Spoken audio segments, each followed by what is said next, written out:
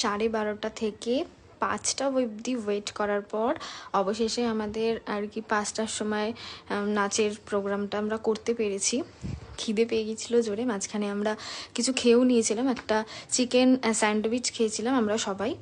তো যেহেতু দুপুরবেলা অবভিয়াসলি খিদে পেয়ে গেছিলো, তাই জন্যে ওখান থেকেও আমাদেরকে প্যাকেট দিয়েছিল, কিন্তু ওটা আমাদের ডান্সের পরে দিয়েছিল। তো ওটা তখন আমরা দুপুরবেলার দিকটা আমরা পাইনি, তাই জন্য দুপুরবেলা আমরা বাইরে বেরিয়ে খেয়ে নিয়েছিলাম। তো আমাদের নাচ কমপ্লিট হওয়ার পর ওখানে কত ছেলেদেরও নাচ হলো, অনেকেরই নাচ হয়েছে, আমি সবার ভিডিও করতে পারিনি। তারপর লাস্টের দিকে এমন মিক্সিং ওখানে চালাচ্ছিল, এমন গানে, যে আমরা নিজেরা কন্ট্রোল রাখতে পারিনি। আমরা কেন, ওখানে কেউই নিজের ওপর কন্ট্রোল রাখতে পারছিল না, তো সবাই মিলিয়ে নাচতে শুরু করে দিল। তারপর প্রোগ্রাম বাকি ছিল, তাও আমরা বাড়ি চলে আসলাম, কারণ অনেকক্ষণ আমরা গেছি, সেই অনেক সকালে 11:30টার সময় বেরিয়েছি। তো ওখানে আমাদের 6টা বেজে গেছিলো। তো সেই কারণে ভাবলাম, আর মা অনেকক্ষণ ধরে, মারাও গেছিলো, জেঠিও গেছিলো একটা। তো সবাই মিলে অতক্ষণ ধরে আর ভালো লাগছিলো না ওখানে লাস্ট অবধি থাকতে, তাই আমরা বেরিয়ে পড়েছি মেডিকেল কলেজ থেকে, আর অটো করে শিয়ালদা থেকে ট্রেনে করে আগরপাড়া।